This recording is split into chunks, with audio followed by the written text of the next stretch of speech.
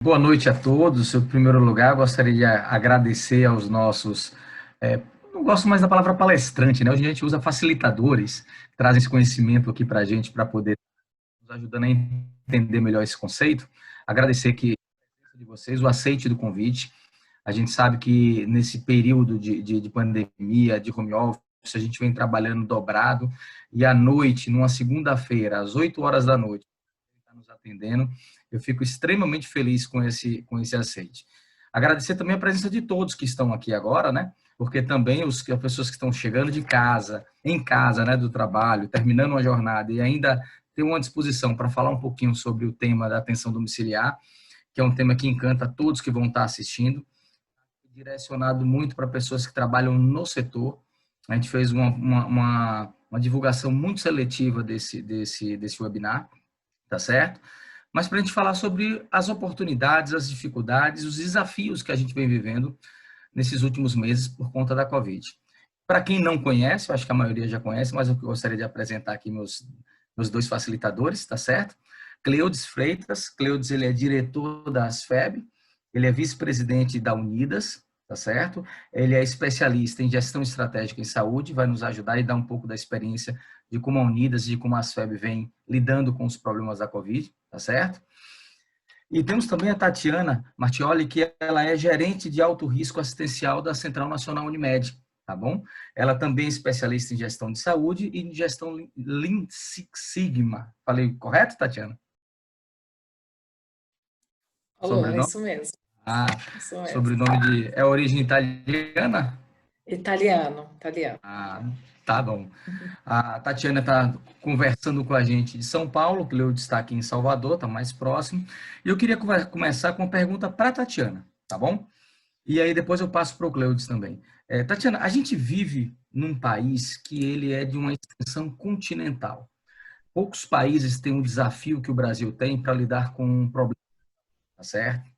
E por conta desse tamanho geográfico e por conta de cada unidade da federação ter adotado medidas sanitárias diferentes, ou às vezes as mesmas medidas sanitárias, mas em tempos diferentes, a gente vê hoje o que a gente sempre ouve aquela expressão, né? Vários Brasis dentro do Brasil. Então a gente vê a curva epidemiológica dessa doença se manifestando em momentos diferentes nas cidades brasileiras. Como é que você pode descrever para mim o cenário da Covid hoje no Brasil? Você podia dar um panorama para a gente, na visão da CNU? Claro, com certeza. Boa noite a todos. Primeiramente, obrigado pela oportunidade. Hoje eu vejo em nome e represento o CNU nessa fala, uma curva crescente, que ela não está estabilizada. Hoje a CNU trabalha com Big Data, inclusive, para poder prever esse cenário, e a gente tem uma expectativa de, em 13/7, hoje, ou, quer dizer, alguns dias, daqui a alguns dias, nós 15 teremos dias. já mais de 1 milhão, isso, a gente vai ter provavelmente mais de 1.900.000 casos. Ou seja, é fato que não estamos estabilizados, é fato que essa curva ela não está numa constante e precisamos tomar uma atitude com relação a isso, estar preparados para isso, porque com certeza a gente vai ter esse cenário de saturação hospitalar, saturação dos atendimentos, aí controle e saturação novamente, conforme as medidas sanitárias vão sendo adotadas em cada cidade. Entendi. Cleutis, como é que você consegue enxergar isso aqui em Salvador, Bahia, falando de ASFEB, e como você troca essas informações com os seus colegas da Unidas em relação a esse cenário? Seu áudio está fechado, Cleutis. Obrigado, doutor Leonardo. Boa noite a todos. Obrigado pelo convite. Boa noite, Tatiana. Eu, na realidade, estou em Feira de Santana, tá? Feira de Santana, Foi a Cleutis, está cidade que certo. aconteceu o primeiro caso de Covid no estado da Bahia, tá? Então, nós estamos aqui hoje em Feira de Santana, a minha terra. Então, na realidade, a gente, em Salvador, a gente vê esse cenário ainda muito bem alinhado, principalmente pela gestão da saúde pública, né? Tanto o governo do estado como o governo municipal estão alinhados e estão bem entrosados na melhor assistência.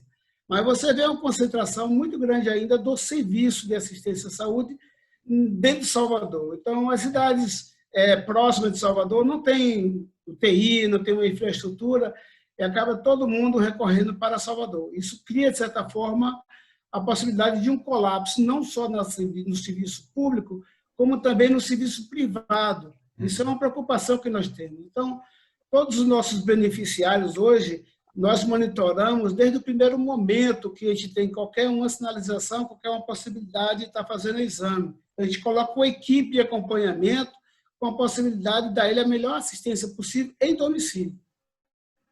Entendi. Na verdade, a pandemia, na verdade, exacerbou um problema que a gente já, quem vive aqui em Salvador já conhece, né, Cleudes? Justamente de encontrar diversas cidades próximas uma atenção, às vezes até atenção primária para algumas cidades, mas a grande maioria atenção especializada aqui em Salvador. Tatiana, considerando inclusive o apoio que vocês têm de utilização de Big Data e acompanhamento em cidades diferentes, já que vocês têm uma cobertura nacional, o que a gente pode aprender com cidades que talvez já tenham passado pelo pico ou estejam vivendo esse pico? Cidades, você acha que eles viveram, que a gente aprende com quem passou isso um pouco antes e que a gente pode implementar agora, quem ainda está crescendo esses números? Bem, o que a gente viu que deu certo, né? O que deu certo foram as medidas sanitárias, controle rigoroso desse isolamento social, né? Em algumas cidades a gente viu que deu muito certo, né, nessa nossa experiência. A testagem da população, nem que fosse uma testagem amostral, mas para saber aonde esse vírus está circulando, como está sendo essa transmissão comunitária. Então, isso foi um ponto que observamos que essas cidades que tiveram isso muito mais na ponta do lá, na ponta da questão, tinha uma maior previsibilidade.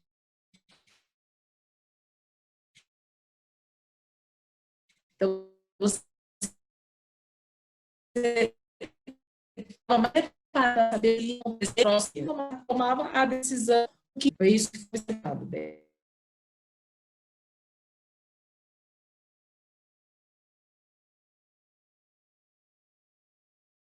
E essa decisão mudava às vezes de bairro a bairro, né? Mesmo na mesma cidade. Você ou soube de alguma cidade, e depois a Tatiana pode complementar para a gente, de serviço de ter pacientes em internamento, ou não ter realmente. Isso aconteceu nós tivemos esse problema lá em 1%. Entendi. Cleudes, você conhece experiências das FEB, do Grupo Unidas, onde a utilização de serviços em domicílio ajudaram a desafogar o sistema hospitalar que estava sobrecarregado em alguma cidade? Isso no mercado, a gente tem sempre buscado alternativa da assistência domiciliar, ou de forma terceirizada ou até direta, né?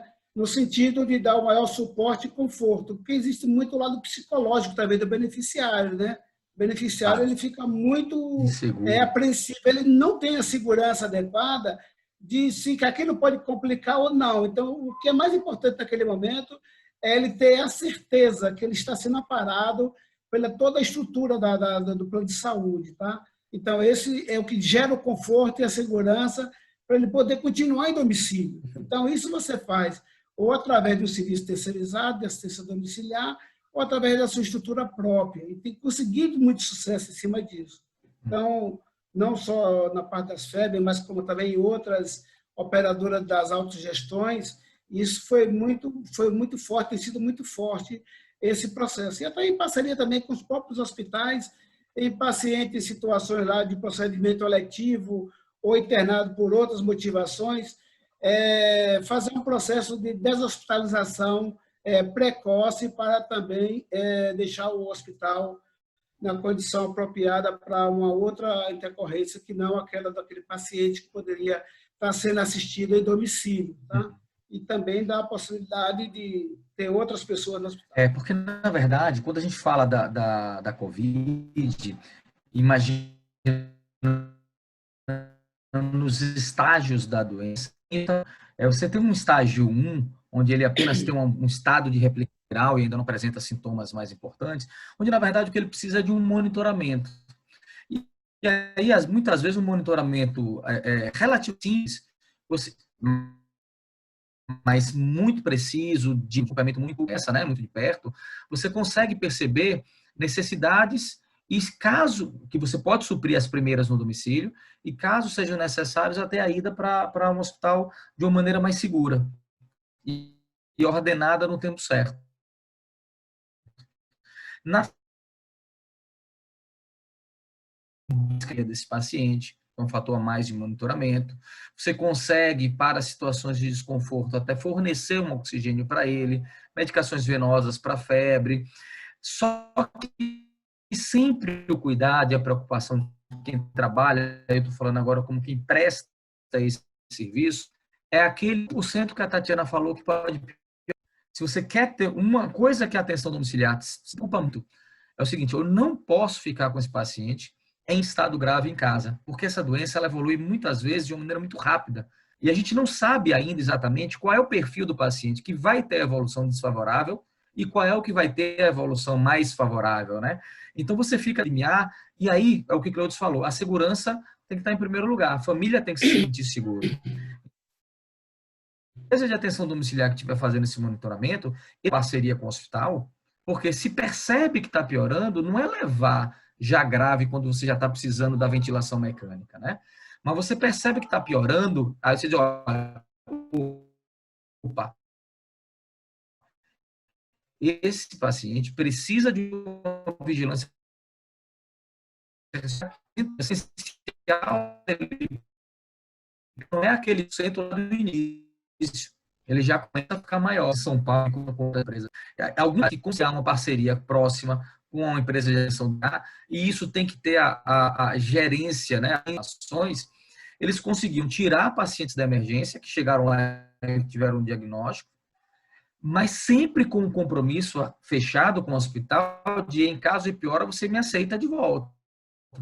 Porque senão o paciente não vai querer ir, com toda razão, a família, porque ele diz assim, ó, eu estou aqui numa emergência, eu preferia estar em casa, para estar com esse aparelhinho no dedo e apenas sendo observado, com esses remédios comprimidos, eu preferia estar em casa. Mas e se eu piorar? Eu vou ter essa vaga que eu estou aqui me aguardando? Claro que o hospital não vai poder garantir a vaga da UTI, já que a gente vive uma curva, né, crescente de casos. Mas se ele garante o atendimento na emergência, isso passa a segurança que tanto o prestador de serviço da atenção domiciliar quer, como que a família quer. Aí o que acontece? Na prática, o que, é que eles me disseram? Cara, a gente tira 20 pacientes da emergência e volta um para o hospital para ter um monitoramento mais intensivo, como a Tatiana colocou. Esse um pode ir para a UTI, muitas vezes vai, às vezes não, às vezes ele fica até no quarto. Conversando com alguns gestores hospitalares, paciente que ele já está bem da UTI, ele já saiu da ventilação mecânica, ele já tem condição de ser monitorado no quarto, só que eu ainda não deshospitalizei, que é o que o Cleudes falou, uma quantidade suficiente de pacientes para disponibilizar a vaga na unidade aberta.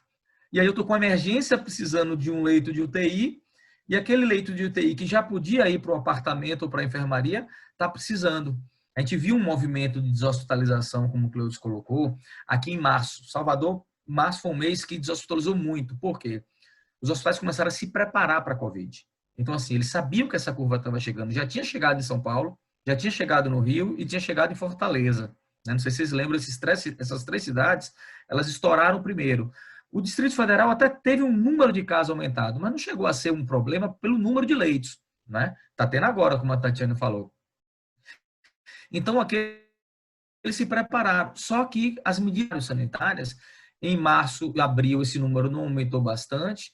Em maio, agora em junho, é que a gente está começando a ter números mais elevados, entendeu? Então, eu converso bastante com os hospitais e isso, olha, para poder a atenção domiciliar ajudar com a deshospitalização, ele toma, né? Mas ele ainda é estável, é preciso haver uma parceria muito forte com o hospital para garantir uma volta, caso eles sejam daqueles. E eu acredito que talvez a construção disso possa passar por ações proativas dos planos de saúde. O que vocês acham disso?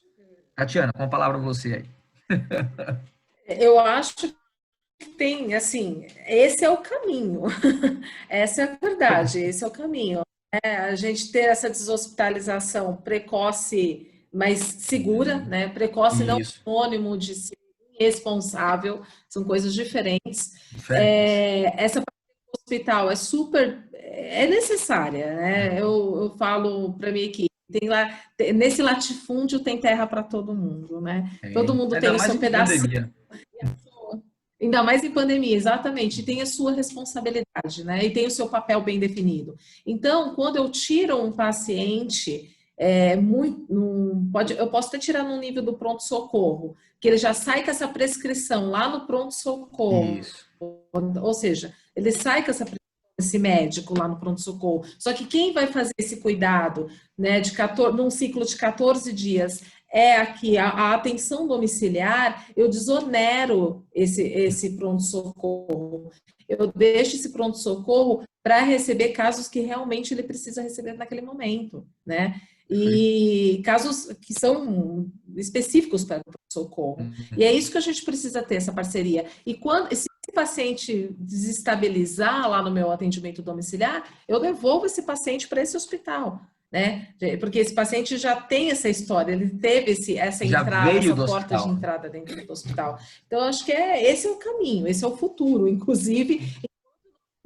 Exato. E enquanto a gente tiver esse vírus e não tiver uma vacina, esse tem que ser o fluxo de trabalho, porque outros picos virão. Se Sim. a gente não sabe ainda como essa doença se comporta em toda a sua totalidade. Então, isso é um fluxo que a gente vai ter que ter. Não vai ter como a gente escapar disso. A gente vai E ter eu que acho que é um fluxo super conviver com isso. seguro.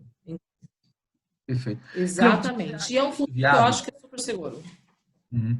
Considerando a realidade de Bahia, que a gente conhece tudo, você acha que dá para construir essas relações para a gente poder estar ajudando? Eu comentei com um colega meu hoje, que ele estava dizendo assim que a Bahia está bem porque construiu não sei quantos leitos de campanha. Aí eu digo assim, ó, todos os leitos de campanha que foram construídos de unidade aberta podia ter sido de atenção domiciliar. Os de UTI não, mas todos de unidade aberta podia ter sido. Era muito mais barato e mais rápido, entendeu? O que, é que você acha disso aí?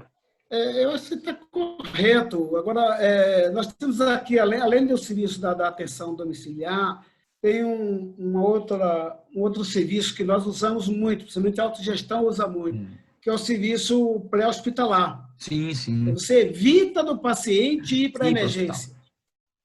Tá? Então, você trabalha já diretamente com ele em domicílio, e dentro dessa realidade, você já faz uma parceria entre a PH e uma home care para poder não Não. fazer com que o beneficiário se exponha a uma unidade hostil, que é a unidade hospitalar. Né? Uhum. Então, às vezes, ele está só fragilizado, vai para um ambiente hostil, chegando lá, ele pode até ser contaminado. Então, isso também ajuda muito e dá mais segurança ao beneficiário. Então, nas autogestões tem esse serviço, a maioria das autogestões utilizam a modalidade APH, especialmente nós da SFEB, temos um modelo customizado especificamente para os seus beneficiários, acompanhamento durante as primeiras 24 horas sobre o atendimento que foi realizado, com feedback todo para a nossa equipe de atenção à saúde. Então, nós temos um time interno que tem uma capacidade muito grande de interação e está muito próximo desses beneficiários. Nossa relação é uma relação quase que familiar.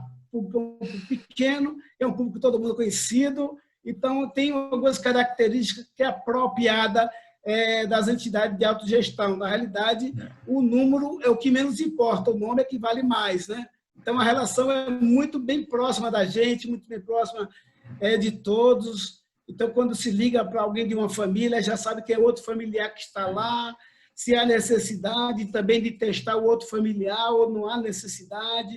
Então, a própria equipe já faz esse trabalho com o feedback da atenção pré-hospitalar, da PH, entendeu? E Então, eu a gente sei que isso funciona consegue mesmo, né? fazer essa ação funcionar muito bem e evitar as unidades de emergência. A gente já faz isso há muito tempo, sei. Eu acompanhei a implantação desse programa na SFEB com muito orgulho.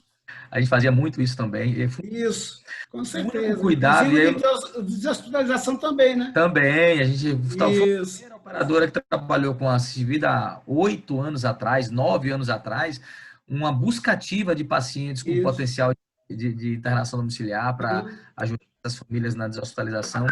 Cleutis, nesse caso específico, onde o APH faz o atendimento, identificou, testou, por exemplo, ou monitorou como positivo, considerando a sintomatologia, e não precisou nem fazer teste, mas atuou como positivo e está monitorando. Em caso de piora, já existe hoje um link com o hospital de referência, ou a família escolhe o hospital no momento, com o médico, o assistente dela, para poder estar indo? Existe referência? Porque quando você veio da emergência, como eu tinha comentado, por exemplo, eu sou uma empresa de atenção domiciliar. Eu me preocupo muito com a possibilidade daquele paciente piorar e eu não ter uma vaga. Então, tipo assim, tá bom, eu topo, levo ele para casa, monitoro, faço o tratamento que você, médico do hospital, escolheu e determinou, não tem problema nenhum, e vou monitorando. Se ele passar de uma determinada curva de piora, eu digo assim, ó, eu volto para aquela mesma unidade onde ele veio. Vocês conseguem ter parcerias com os hospitais para a gente poder dizer assim, ó, eu atendi em casa, iniciei esse protocolo da própria ASFEB ou do médico assistente dele em casa, porque você sabe que a atenção domiciliar ela trabalha com paciente com quadro clínico definido e uma proposta terapêutica também definida, né? A gente está lá fazendo. Aí, em caso de piora, tem uma parceria no sentido de ter um hospital de referência ou cada empresa terceirizada que faz o atendimento, ela já cria a sua própria referência com um hospital que seja referenciado do convênio? Exatamente. Hoje não dá para você ter um hospital de referência exatamente pelo risco da saturação. Ele pode estar colapsando. Entendi. Tá? Então, você tem que ter esse cuidado. E até, às vezes, a gente faz isso mapeado por região. Onde é que o beneficiário reside e qual a melhor unidade para deslocamento dele. Tá? Uhum. Então, a gente sempre dá oportunidade para que o parceiro da atenção domiciliar tenha uma unidade 1, 2 e até 3 hospitais para ele poder levar o beneficiário exatamente nesse momento da dificuldade que possa ser que ele encontre. Você sabe que Salvador registrou hospital com 100% de ocupação de Covid. O primeiro da Bahia. Privado. Isso. Então, isso é um risco. Então, você não pode estar apostando somente em uma unidade hospitalar. Então, nós trabalhamos em média com 4 unidades hospitalares exatamente para dar um conforto, principalmente para o beneficiário. A segurança da família é saber que, se precisar da assistência, ela vai ter. Eu preciso da assistência hospitalar. Então, ela tem a certeza de que vai encontrar assistência hospitalar, mesmo estando com a garantia e a segurança da assistência domiciliar, mas a incerteza, a insegurança que cria alguns conflitos e algumas situações que gera, às vezes, até a família não optar pelo domiciliar e ir para o hospital. Mas nós transferimos essa segurança, a gente busca dar sempre essa segurança. É a coisa que eu acho mais cara nesse processo, é a relação de confiança entre a operadora, a família e a atenção domiciliar. Tem que criar um vínculo muito forte para que a família se sinta segura nesse momento. Principalmente, como você mesmo falou, essa doença, de um momento para outro, ela pode ter uma complicação muito rápida. Esse é o risco maior, entendeu? Por mais que você acompanhe, ela pode ter uma situação adversa, que você chega no hospital, vai fazer a tomografia, o pulmão já está todo complicado. Então, tem muito disso também. Então, a família tem muita preocupação, tem muita insegurança, e você tem que transferir isso. E isso nós conseguimos fazer muito bem. Beleza. Até porque, como é uma doença nova, você sempre arranja um exemplo para o que você quiser defender, né? Você vai achar aquele idoso de 100 anos que passou bem sem ter praticamente sintoma nenhum, e você vai achar exemplo daquele cara jovem de 30 e poucos anos que passou dias internado no UTI em ventilação mecânica. Então, na verdade, quando a gente está cuidando de um paciente desse, a preocupação do profissional de saúde que está cuidando é o seguinte: olha, eu tenho que estar muito de perto acompanhando esses resultados. A gente, por exemplo, na Assiste Vida, a gente utiliza hoje muito a ferramenta de telesaúde para poder tentar melhorar o monitoramento, porque a atenção domiciliar já faz telesaúde há décadas, né? Porque a atenção domiciliar é medicina à distância. Muito tempo eu dava plantão na saída, na Assiste, eu estou no telefone orientando um técnico do outro lado, ouvindo as informações que ele me passa de lá, triando, fazendo uma teletriagem só pelo áudio, né? De como estão os dados. Não, então tá bom, então eu estou indo atender esse paciente, estou mandando o doutor fulano atender esse paciente. Só que hoje a ferramenta que o vídeo trouxe, e a pandemia funcionou como um catalisador para a gente. Eu usei essa expressão numa conversa um pouco antes que a gente acabou tendo, como uma enzima que veio. Por quê? Porque a gente já sabia que podia utilizar vídeo, é uma ferramenta que passa uma segurança maior, que é o que o Cleiton está dizendo. Uma coisa é você estar falando com o familiar, ou com um técnico, ou com o próprio paciente. Outra coisa é você estar vendo ele te vendo. Então, eu não estou perguntando quanto está a oximetria. Eu estou pedindo para ele me mostrar o oxímetro no dedo dele, quanto é que está aquele valor, né? Então, você consegue passar essa segurança. A telesaúde hoje, ela ajuda muito a atenção domiciliar a garantir um monitoramento mais adequado. Então, por exemplo, se você tiver imaginar que a pandemia possa crescer, digamos assim, saiu da curva e o número de casos aumentou bastante, lotou os hospitais, você precisa tirar muita gente de fase inicial para atenção domiciliar, você consegue, com uma equipe de médico, enfermeira, por exemplo, ver o dobro ou o triplo fazendo esse monitoramento por vídeo do que se eu tivesse que deslocar, entrar na casa, submeter a equipe a um risco de contaminação apenas para ver uma oximetria e saber do paciente como é que está a temperatura, como é que está, não é? Hoje a gente acompanha, por exemplo, através de alguns respiradores, os parâmetros da ventilação mecânica através de uma central. Hoje a gente já consegue dar o parâmetro de um ventilador através de uma central, não preciso mais estar indo. Então, assim, a tecnologia vem de uma certa maneira para ajudar. Até pensando em diminuir os riscos de contágio, parte dos atendimentos domiciliares, eles estão sendo alternados entre o atendimento presencial e o atendimento por vídeo. Isso deu mais segurança para as famílias que estavam muito preocupados. Imagine um paciente, por exemplo, que vem fazendo a visita médica dele mensal ou a cada 2 meses, tem uma nutricionista que vai num determinado período, tem um fisioterapeuta que está indo 3 vezes na semana. É muito profissional entrando na casa desse paciente o tempo inteiro.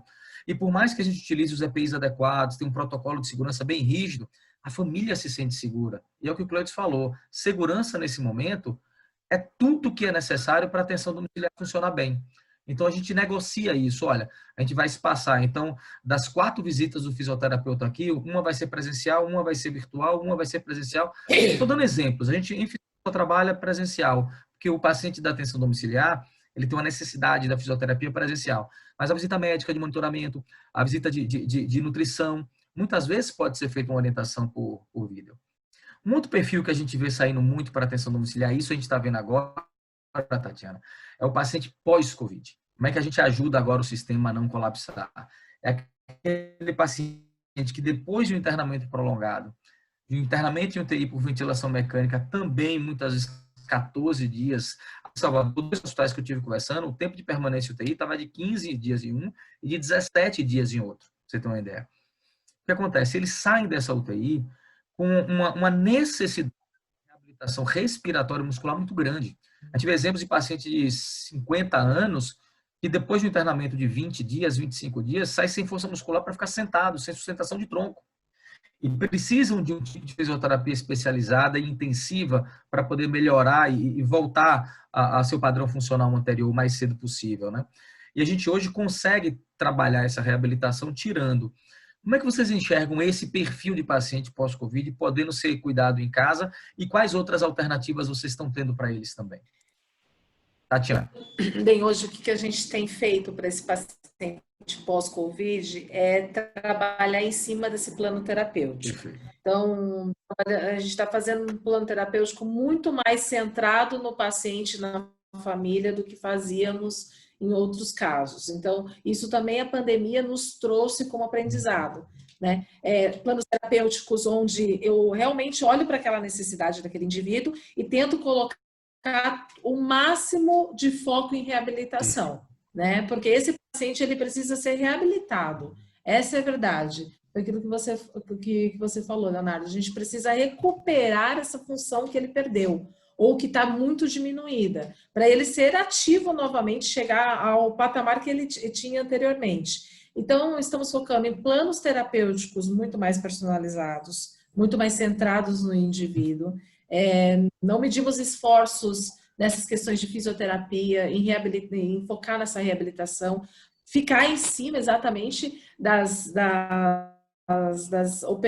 empresas de atendimento domiciliar, para que essa fisioterapia tenha sentido, que traga esse resultado realmente. E em alguns outros casos, a gente trabalha até com o hospital se for preciso, dependendo da gravidade. Mais uma opção que nós temos dentro desse conjunto.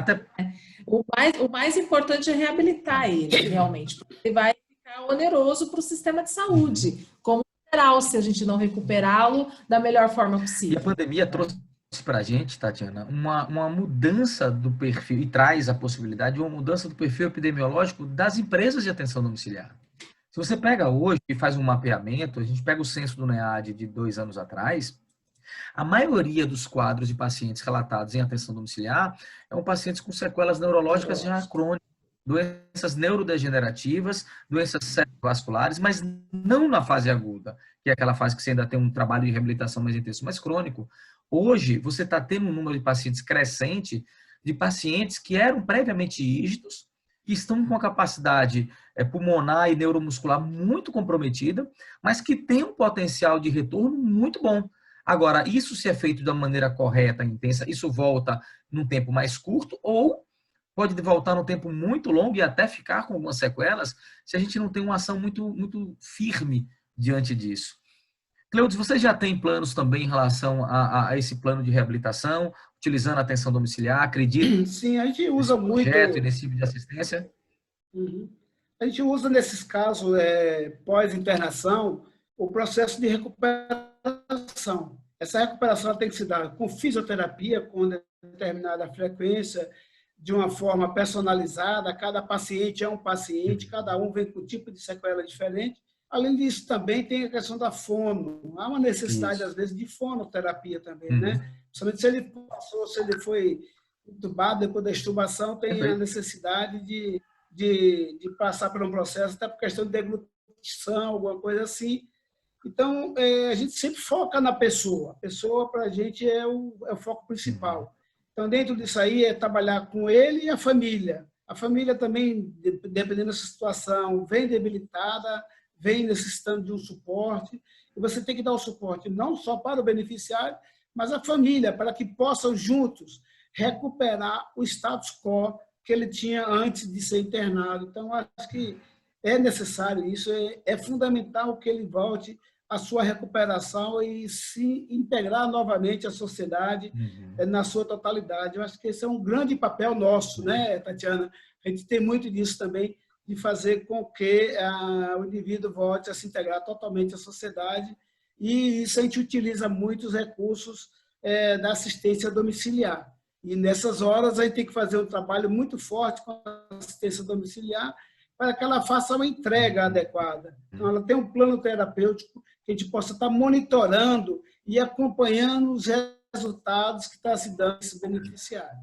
Eu estava conversando hoje com minha coordenadora de fisioterapia, Lívia Santiago, e mostrando para ela o seguinte: olha que oportunidade a gente tem com uma pandemia dessa, de mostrar, através de algum estudo que a gente já está desenhando para implementar, o quanto que é possível reabilitar paciente no domicílio. Porque fisioterapia é uma especialidade, fono também, mas fono menos. A fisioterapia é uma especialidade que vem sofrendo muito nos últimos anos por conta de uma perda de valor na entrega. Eu trabalho muito com fisioterapia, eu te digo assim, cara, vocês têm uma profissão tão bonita e tão importante, mas você tem, às vezes, por conta até do perfil de paciente que a gente tem no domicílio.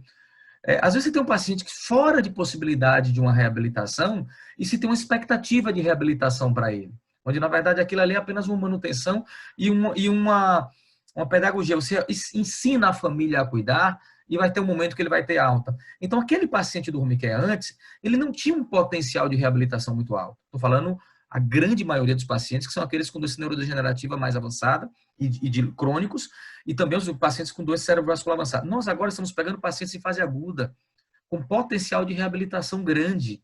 Então, se a gente agora faz um trabalho bem feito e publica isso, a gente sente muita falta dentro da atenção domiciliar de trabalhos científicos. Né? A gente vê, é muito pouco que é feito. E aí você tem uma oportunidade de um número muito grande de pacientes com potencial de reabilitação, é a hora da gente fazer um trabalho muito bem feito, com N, que se há essa necessidade, vai crescer esse N, e mostrar a efetividade de uma fisioterapia, de uma fonoaudiologia, num plano terapêutico bem trabalhado, os efeitos disso com 30 dias, com 45 dias, até porque a reabilitação ela também tem um time curto de você aproveitar, né? Não adianta você querer pensar em fazer a reabilitação por 6 meses, 1 ano. Aí já não é mais a reabilitação. A gente passa do ponto. Mas talvez tenha uma fisioterapia especializada, uma fono especializada, para um período curto, mas importantíssimo que é nessa saída, a gente consiga publicar resultados muito interessantes para poder tá justificando depois, inclusive, para outras necessidades agudas que hoje sofrem desse mal, né? Às vezes você tem um paciente que está no pós-AVC agudo, e às vezes ele é visto, muitas vezes, quando sai no PAD, lá fisioterapia motora, como o mesmo perfil de paciente daquele AVC que já tem 5 anos que teve. E esse é um paciente que tem um potencial enorme de reabilitação. Então, a pandemia pode abrir um espaço para os grupos que trabalham com fisioterapia, sejam nas atenções domiciliares, seja nos hospitais específicos, mostrar a importância desse trabalho. Eu fico, claro, de nunca ficar feliz com a pandemia, mas eu gosto de aproveitar sempre as oportunidades que vão surgindo. E eu acho que para esse paciente pós-Covid, totalmente mais prolongado, por necessidade de ventilação mecânica, UTI, ele é um paciente que tem um perfil para a gente poder analisar e cuidar melhor, tá certo? Cleudes, como é que está o programa de telesaúde aí? Como é que você entende e encara a saúde, digamos assim, digital sendo incorporada nesse modelo? Vocês são pioneiros aí em algumas ações também. Você acha que veio para a pandemia, deixa de existir todo esse movimento de telesaúde? A telesaúde, ela na realidade, ela, como você mesmo já falou, né? Ela sempre existiu. Há muito tempo que ela existe, né? Então, num dos treinamentos que eu fiz, na guerra do Iraque, já se usava a telesaúde. O pessoal dos Estados Unidos estava dando monitoramento lá no campo de batalha. Então, você vê isso. Então, não é nada novo. Essa questão do incêndio que teve na boate no Porto Alegre, lá no Rio Grande do Sul, teve assistência do mundo todo no pessoal. Então, foi tudo via telesaúde. Então, não é nada novo para nós. O que existe de novo, realmente, que aí é mais uma questão de ética relacionada ao Conselho Federal de Medicina, é a teleconsulta. Isso.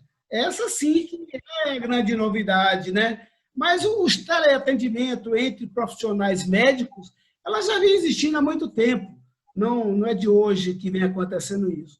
Mas a teleconsulta ela está vindo e está vindo realmente para ficar. Eu acho muito difícil o conselho conseguir regredir mais nesse passo que ela deu, entendeu? Mesmo que seja de forma emergencial, como ela mesmo fez na resolução, dizendo que é para atender o período pandêmico, mas eu não vejo mais como se retornar.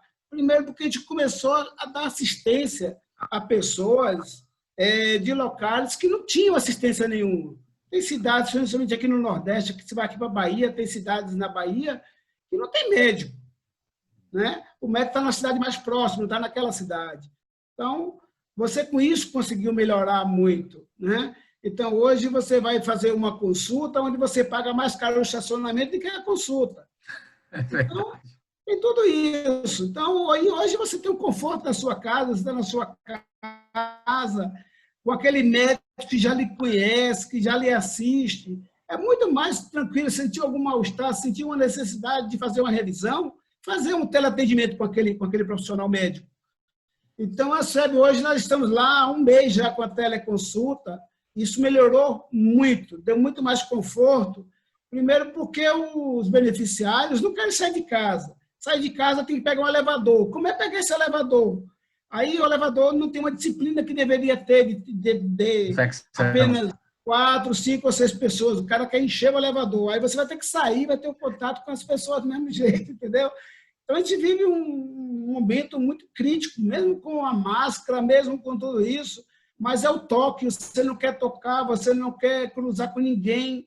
Então, há uma ação muito grande nisso aí, e a teleconsulta veio realmente para poder dar toda essa assistência.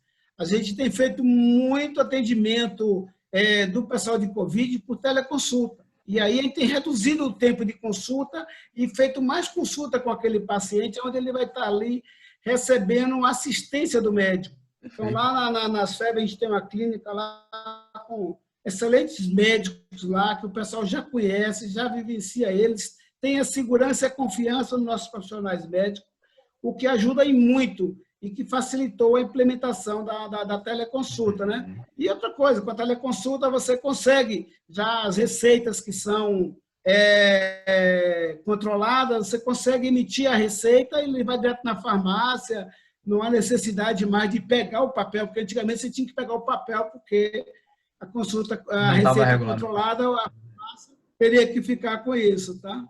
E aí, quando você estava falando dos fisioterapeutas, teve uns casos interessantes, emblemáticos nossos. O fisioterapeuta, para entrar na casa do cidadão, ele primeiro tem que ir lá no banheiro, tomar um banho, trocar de roupa, para poder assistir o beneficiário, senão ele não vai. Complicado, Eu né? lembrei de você falando dos Vai. benefícios do fisioterapeuta.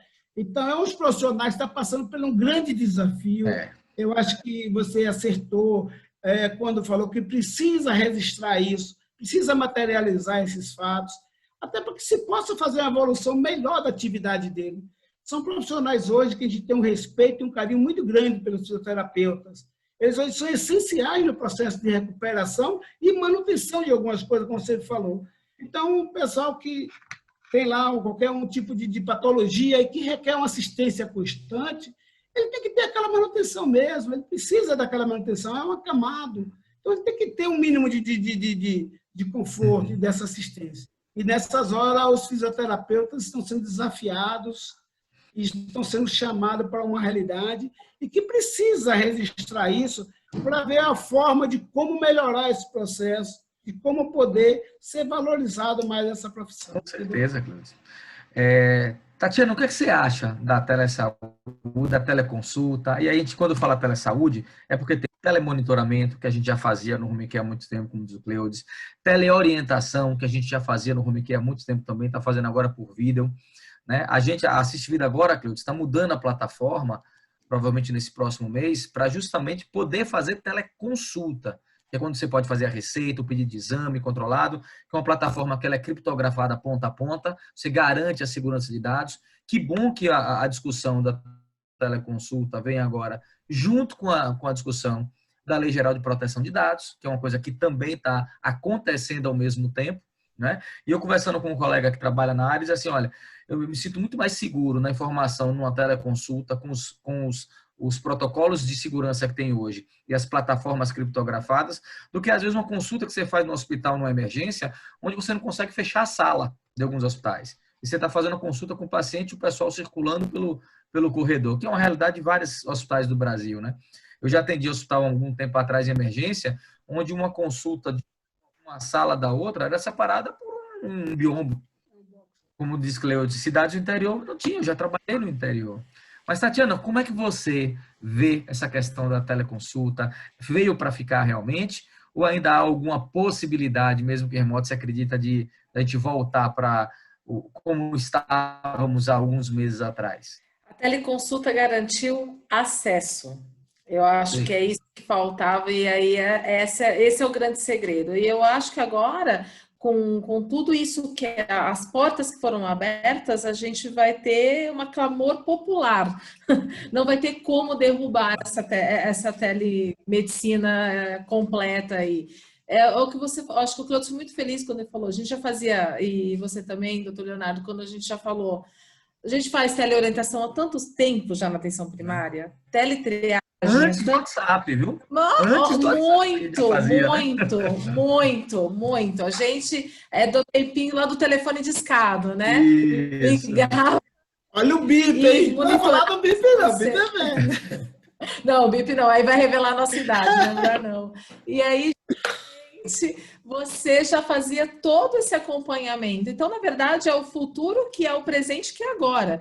Então, eu acredito assim, vai ter uma clamor. Imagina o nosso paciente ter a possibilidade de falar assim, não, eu quero escolher essa consulta, eu não quero ir presencial, eu quero que seja por vídeo. Eu que estou em São Paulo, um grande centro, onde os deslocamentos são horríveis. Para você atravessar 10 quilômetros, você leva 3 horas, dependendo do dia de chuva. É uma possibilidade para a gente garantir acesso e garantir que essas pessoas se cuidem. Né? E algumas outras profissões já têm isso há muito mais tempo, né? Ver a nutrição, que já pode, liberado pelo conselho há muito tempo, ter essa psicologia há muito tempo já. A psicologia, então, nem se fala, né? Inclusive com regras que não pode gravar, inclusive tem toda uma regra muito bem robusta, que eu acho que a medicina pode beber exatamente dessas fontes que já existem, né? E depois dessa pandemia ter uma legislação que dê segurança ao médico. Eu acho que precisa ter, senão a gente pode ter o risco de ter uma banalização dessas consultas ou uma prestação injusta, e não é certo. Todo conhecimento ele tem que ser muito bem recompensado e reconhecido, né? Então, eu acredito que esse é o fecha que o Conselho Federal de Medicina vai ter que fazer, mas tirar vai ser impossível. Essa é a verdade. Eu também imagino que seja impossível uma altura dessa, com a demonstração que nós estamos tendo na utilização, que o grande problema é que quando você não estava utilizando, tinha discussões. Vale a pena, não vale a pena, é seguro, não é seguro, mas na hora que o ser humano começa a experimentar e ele gosta, ele não desiste mais. Então, assim, o hábito da utilização vai fazer com a regulamentação vai ter que chegar. E se ela tiver que ser melhorada, ótimo, não tem um problema com a melhoria de uma regulamentação. Mas não dá para negar essa necessidade. Até porque, eu falo sempre isso, eu sou um defensor ferrenho da teleconsulta, já há algum tempo, já batalho nessa linha, e sempre digo, a teleconsulta não substitui a consulta presencial. Ela é uma alternativa para alguns casos, não é? Então, você vai ter, sempre que tiver uma teleconsulta, pode ser que o final dessa teleconsulta possa ser, você precisa procurar um atendimento agora presencial no pronto-socorro. Por quê? Porque as informações que eu estou colhendo de você não são suficientes para me dar a segurança de dizer que você possa ficar em casa. Então, você precisa. Então, muitas vezes, a finalização da teleconsulta é a orientação do paciente ir para o pronto-socorro. Então, não veio para concorrer. E aí eu comento que é o seguinte, a gente, do mesmo jeito que tem em diversas áreas, a gente faz tudo por via digital, que sentido faz, na hora que eu tenho uma necessidade de saúde, eu não poder procurar uma ferramenta digital que me atenda? Ela é muito mais nova do que a gente aqui, viu, Cleusa? Ela não vai entender o que eu vou dizer agora. Mas a gente nasceu no mundo analógico e está se digitalizando com o tempo, né? Mas tem gente que já nasceu nesse mundo digital. Que o absurdo para eles é por que eu tenho que pegar 3 horas no trânsito de 10 quilômetros da Tatiana para mostrar minha garganta para o médico que está doendo, que ele já me conhece, que já sabe até qual é o antibiótico que ele me prescreve quando eu faço. Que se eu conseguir mostrar, ele conseguir visualizar que eu tenho uma amidalite, o que mais eu vou precisar ali para poder estar dizendo que eu estou com febre, dor de garganta, estou com um ponto purulento na garganta, para ele poder me dar essa orientação. Agora, eu, paciente, escolho. O que não pode é dizer para o paciente, olha, a amidalite não pode ser atendimento presencial, não pode ser atendimento no pronto-socorro. Tem que ser o atendimento... Aí não, aí é diferente. Mas eu acho que dá opção para... Eu nunca achei que a opção fosse ruim para ninguém. Na verdade, assim, você tem a opção de escolher, você vai escolher o que é melhor para você. E é muita pretensão, às vezes, das pessoas acharem que você, operadora de saúde, vai saber o que é melhor para aquela pessoa, ou eu, médico, vou saber o que é melhor. Deixa o cara decidir o que é melhor para ele, desde que ele siga aquelas regras de segurança. E aí o médico tem que saber dizer isso, tá certo? Olha, eu não quero ir para pronto-socorro, mas você precisa ir para pronto-socorro. Essa situação sua é uma situação que tem que ter um pronto atendimento. Como a Tatiana falou, isso aí é o Uber, irmão, é o Uber da saúde, não tem mais retorno não, não adianta reclamar não, porque a teleconsulta é o Uber na saúde, não volta, não adianta você querer voltar, que você não volta a ele. Tá? Muitas empresas pessoal... aí... Fala, Tatiana. Não, desculpa, pode falar, depois eu falo. Por favor, Tatiana, primeiro você. Não, eu ia só complementar que, assim, o pessoal está esquecendo, né? Está se falando tanto, né? Porque as coisas... Eu percebo que agora a saúde tem ondas de moda, né? Modismos dentro da saúde. E a teleconsulta é uma ferramenta, não é... É só um modo de fazer. A gente não pode esquecer disso, que é só um modo de fazer, é uma ferramenta. A consulta, ela é a consulta, ela é a anamnese, ela é o exame físico, ela é tudo aquilo que contempla uma consulta. Eu só estou mudando a forma como eu vou fazer. Ela vai deixar de ser um pouco touch, ou seja, eu te encostar em você, tocar em você, para te ver através de uma ferramenta tecnológica. Está na hora da saúde correr atrás disso, né? Quando você vê outras áreas da ciência, como a engenharia, você vê como isso é muito mais evoluído. Está na hora da gente realmente ter isso como dentro do nosso escopo de trabalho, e ter isso exatamente como o Cleutis falou, como o doutor Leonardo falou, ter essa como opção. O paciente escolhe. Isso. E outra coisa, a gente está falando de uma teleconsulta hoje com a ferramenta que nós temos hoje. E nos próximos 2 anos, a gente vai ter a oportunidade de estar usufruindo de uma tecnologia 5G, que não é uma simples melhoria do 4G que a gente tem hoje. É uma transformação. É uma mudança completa do que a gente entende de internet. Na hora que a gente vai ter uma internet das coisas com 5G, eu vou estar tendo meu paciente na atenção domiciliar, Cleutis, que ao invés de ter um técnico que vai lá para medir a oximetria, a pressão, a temperatura, eu vou ter uma roupa, um adesivo, uma pulseira, que vai me dar essa informação direto na base. Eu consigo dar escalabilidade para o serviço de atenção domiciliar. Hoje, uma das situações, eu comentei para vocês, eu tenho muito mais escala do que um hospital que tem parede para atender uma COVID, não é? Eu posso botar 100 pacientes de COVID nesse estado de monitoramento de fase 2, tendo a retaguarda garantida para aquele 1, 2, 3% que piorar, eu vou fazer tudo para ele. Eu não tenho um limite de leitos. Mas chega um ponto que diz assim, você pode botar 1.000? Não, 1.000 não pode. O que é que garante, o que é que me impede? A escalabilidade do número de profissionais. Na hora que você tiver esses devices que possam dar essas informações, eu consigo ter um gerenciamento e um acompanhamento muito próximo de um número muito maior de pacientes e a um custo muito mais baixo também. Então, nós teremos a digitalização dessa saúde no 5G, ela vai trazer muita segurança, qualidade e a um custo menor. Porque hoje você fica, às vezes, limitado ao número de profissionais técnicos que possam estar fazendo aqueles monitoramentos no domicílio, né? E a gente não entra no 5G completamente despreparado. Nós precisamos passar por essas etapas de agora, nós precisamos aprender, ter uma lei geral de proteção de dados, entender como vai funcionar e regulamentar adequadamente a teleconsulta, para depois poder explorar o máximo dessa potencialidade. E aí, daqui a 5 anos, Cleutis, a gente vai olhar para trás e vai dizer, caramba, como é que a gente fazia desse jeito? Como é que a gente tinha que ter? Para cada paciente que tinha esse nível de complexidade X, eu tinha que ter um técnico na casa dele. E a gente vai poder dizer agora, não, hoje não tem e está seguro. Porque se não tiver seguro também não adianta. É aquela história. O mundo digital não pode querer atropelar se ele não trouxer a segurança. Ele tem que vir numa sequência, né? Então, a gente entende, é seguro, passa, experimenta e aí avança com aquilo dali para frente.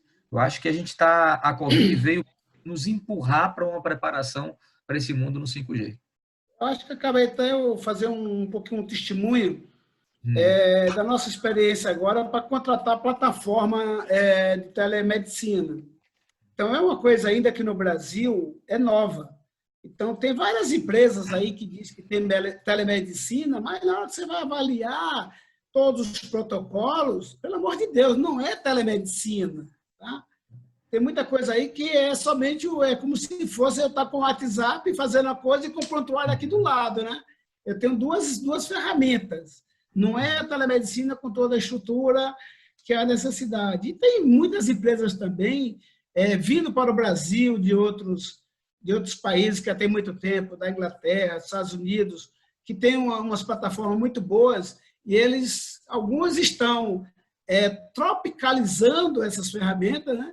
Outros estão realmente adequando à realidade do Brasil e, com certeza, daqui a um ano nós teremos essas plataformas muito mais amigáveis na relação do que é hoje, entendeu?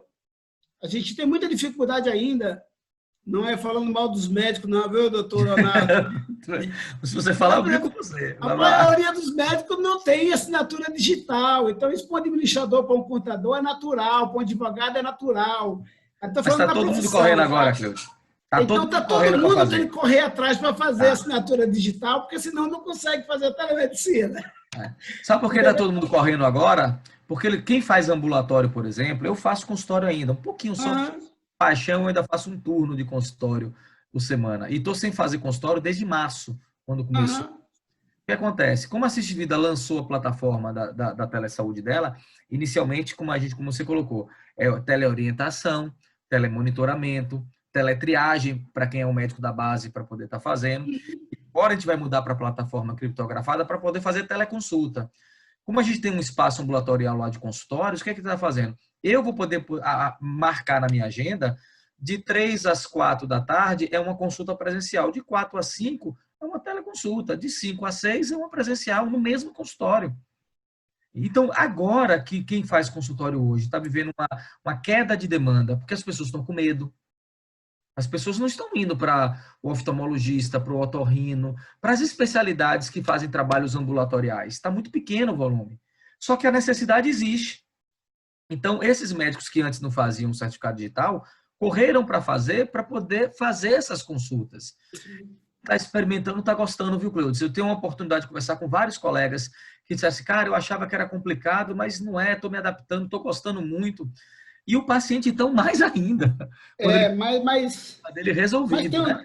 Tem uma necessidade importante nisso aí, tá, doutor Leonardo? Acho que quem vai ganhar muito com isso é a atenção primária à saúde. Tatiana pode até falar melhor sobre isso. Mas a teleconsulta para a atenção primária é realmente o manjar dos deuses, tá? Principalmente porque a consulta tem que vir primeiro, ela tem que preceder de uma triagem por parte do enfermeiro. Esse deve ser o caminho da teleconsulta, né? Principalmente na atenção primária. Então, teria que ter a triagem do enfermeiro, porque mais de 50% dessas demandas o próprio enfermeiro vai atender. E você vai ter condição de dar uma qualidade melhor nas consultas e dar uma melhor assistência ao beneficiário, entendeu? Então, tem muito disso, você otimizar mais os recursos. Eu acho que é isso que a gente está precisando mesmo, otimizar esses nossos recursos. Então, acho que a Tatiana deve ter uma experiência. Bem lembrado. Primária, vou deixar ela falar um pouquinho mais. Bem lembrado, gostei desse seu exemplo, Cleudes. É exatamente isso. Hoje, na CNU, por exemplo, nós já temos essa ferramenta para atenção primária. Então, a gente possibilitou mais acesso à que a atenção primária já dá, né? Então, hoje o enfermeiro... E o que a gente percebe? Exatamente isso. Às vezes, a necessidade de uma teleconsulta, naquele momento, na verdade, era uma educação em saúde. E o enfermeiro foi lá e deu conta. Então, eu acho que a telesaúde agora, no geral, ela ganha tanto potência na atenção primária como na atenção domiciliar. Nós lá na CNU estamos fazendo um teste para fazer a visita do paciente, né? Em vez de eu ir fisicamente, eu vou fazer via teleconsulta. Estamos em fase de teste, inclusive. Para quando? Para quem? Para quem tem um técnico dentro de casa, né? Porque não dá para eu falar para Dona Maria que não sabe mexer lá, mostra a ferida para mim. Não tem como, né? Mas um técnico que está lá, ele pega, fala hoje, estou até pegando o celular, fala hoje com o meu técnico, né? O meu auditor, vamos dizer assim, meu enfermeiro que acompanha, coordenador que acompanha esse atendimento domiciliar e fala, mostra para mim como está essa ferida. Deixa eu ver o seu João, tudo por teleconsulta. A gente está fazendo essas experiências, inclusive, já que agora o céu é o limite. E aí é isso. Cleudes, deixa eu te dar um exemplo. Excelente.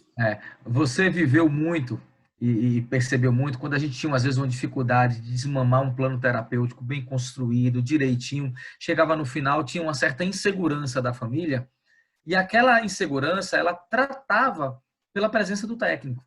A gente dizia, cara, mas você tem toda a central 24 horas para atendimento, a qualquer momento que você liga a gente volta, se precisar a gente volta a ter um técnico. Não há porquê, porque não tem... Mas aquilo dava insegurança. Nós já temos experiências hoje, por exemplo, que você pode oferecer àquela família um tablet ali, dizer assim, olha, qualquer dúvida, você clica aqui, vai falar com o médico do outro lado, etc. Fique com o tablet em sua mão até você se sentir seguro, tal. Se tiver qualquer problema, olha a segurança que passa.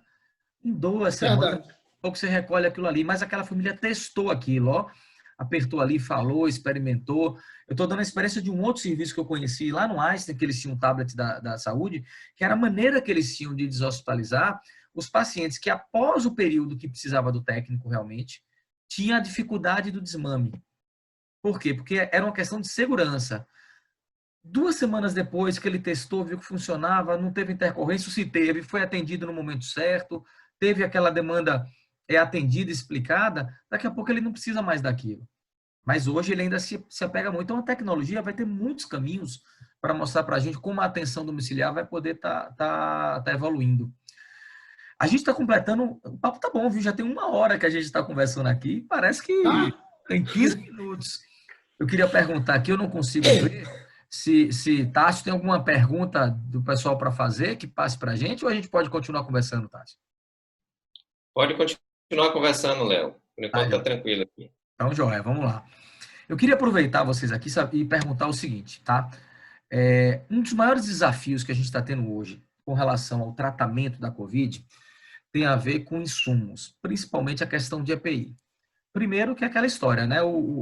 Nada no mundo foi feito para todo mundo consumir ao mesmo tempo, né? E pela primeira vez, eu acho que na história da humanidade, fora comida, todo mundo no mundo inteiro começou a precisar de máscara, de todos os tipos de máscara, de proteção, e ao mesmo tempo. E a gente começou a sofrer uma ameaça de desabastecimento. Então, a inflação dos EPIs, eles chegaram, alguns itens, a 300%, a 500%. E a utilização, que não é só o valor, mas a utilização teve que aumentar muito. Então, a gente começou a aprender, você vê que nas ruas, mudou os hábitos da gente, né? Então, a população, de uma maneira geral, mesmo com sua máscara de tecido, você anda na rua agora, só vê as pessoas de máscara, obedecendo, talvez não conheço a realidade do Brasil inteiro, mas dos lugares por onde eu passo, talvez seja a medida sanitária que teve a maior aceitação da população tenha sido o uso de máscara. Lavar as mãos, que é mais eficaz ainda no caso do contágio pessoal, eu ainda não vejo com tanta ênfase como eu vejo as pessoas com máscara. Difícil ver alguém na rua sem máscara. Mas isso trouxe um desafio para os hospitais, as empresas de atenção domiciliar, que é conseguir manter o abastecimento e conseguir fazer com que o custo desse abastecimento, que por um período vem se mantendo muito elevado, coubesse dentro da gestão do negócio. Como é que vocês, operadoras de saúde, veem esse momento? Vocês entendem que esse é um problema que vocês possam estar ajudando de alguma maneira? Como vocês estão enxergando isso? Tatiana, fala primeiro. Bem, acho que esse problema é de todos, né? Essa é a verdade, porque você vê a economia ela se movimenta a lei da oferta e da procura, né?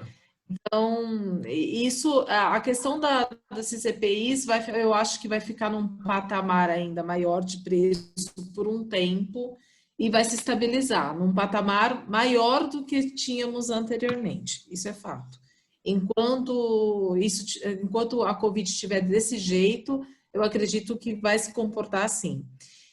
O que a operadora tem feito, né? A CNU ela tem negociado individualmente com cada prestadora a necessidade, estudando a necessidade e vendo o que ela pode ajudar, né?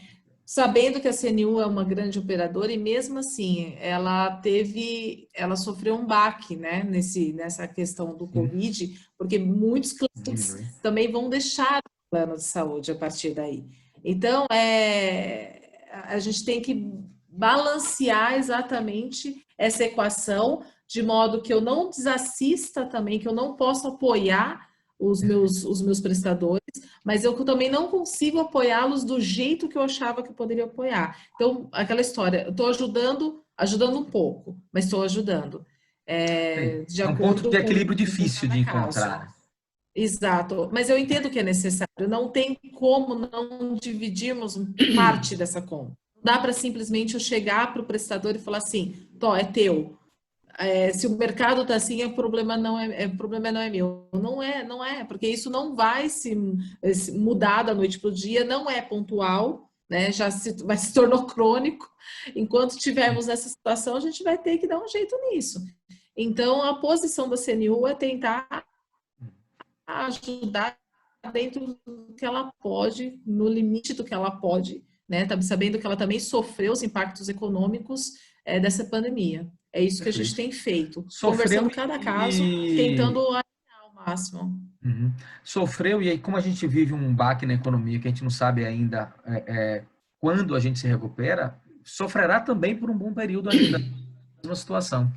Cleudinha Almeida, como a Unidas enxerga isso? Isso é exatamente o que a gente vem sempre discutindo. Eu acho que está num momento mais oportuno que possa existir, tá? O fator principal dessa situação toda é o modelo de remuneração que tem com os prestadores, né? Isso é uma coisa crítica. A gente vem há muito tempo tentando mudar esse modelo de remuneração, aonde tem como um fator de remuneração dos materiais o Simpro. E o Simpro, você sabe que são valores irreais. E esses valores sempre foi praticado da melhor forma, que sempre atendeu aos prestadores, dizendo que não estava atendendo na sua necessidade principal, que era as diárias e taxas. E passava para Simpro isso. Hoje, mesmo com os valores elevados do Simpro, infelizmente, o valor de mercado hoje está maior do que essa realidade. Tá? Então, não só dentro da Unida, dentro das autogestões, mas a própria SEB também já vem discutindo há muito tempo com os seus prestadores formas e modelos de remuneração, onde a gente possa estar compartilhando o risco. Eu acho que isso é que está faltando mais nas nossas relações, é o compartilhamento de risco. Tá? Então, na hora que você compartilha o risco, você assume essas realidades. Então, quando a gente estava lá no EPI, dentro do custo da diária, com os valores que era do EPI, uma caixa de máscara você compra pelo preço de uma máscara hoje. Então, é difícil isso, realmente. A gente reconhece e tem que fazer alguns estudos, algumas avaliações com alguns parceiros, para que também ele não pague para trabalhar. Essa é outra realidade, a gente tem que ver isso também, né? E a necessidade da sustentabilidade do setor tem que existir. Perfeito. As coisas têm que ser boas quando é bom para os dois lados, né? Não dá para a gente tirar a última gota de sangue do prestador, como também não dá para o prestador tirar a última gota de sangue da operadora. Então, é uma coisa que a gente sempre vem buscando e vem falando que esse modelo Free for Service é um modelo falido. Então, hoje, algumas operadoras já nem usam mais esse modelo Free for Service. Já tem outras formas de remuneração. E ele agora, mais do que nunca, principalmente para as unidades de atenção domiciliar e hospitais, ele veio realmente para se discutir isso, botar na mesa essa situação e buscar qual é a melhor alternativa. Então, a melhor alternativa para o prestador não é ganhar em cima de um equipo, em cima de uma seringa, em cima de qualquer um ou outro material, pelo amor de Deus, em cima de uma dieta. Então, se for falar nisso em relação ao valor de mercado e ao valor que vocês vendem para a gente, aí agora vem o produto aí, agora vem o EPI, com um preço totalmente diferente da realidade praticada no mercado com o que é a verdade dele. Então, a gente sabe que eles estão realmente aproveitando a lei de mercado. Ele não tem um produto, então o preço que é colocado no produto como acontece às vezes com o tomate, né? A inflação subiu, foi o quê? Foi o tomate que subiu aí. E acontece muito isso. Então, o tomate, que é o EPI aí, nossa, aí, por parte dos hospitais, por parte da atenção à saúde, isso realmente a gente vai ter que sentar. Uma hora que vai chegar um ponto crítico que ninguém vai suportar isso, vocês não vão suportar isso.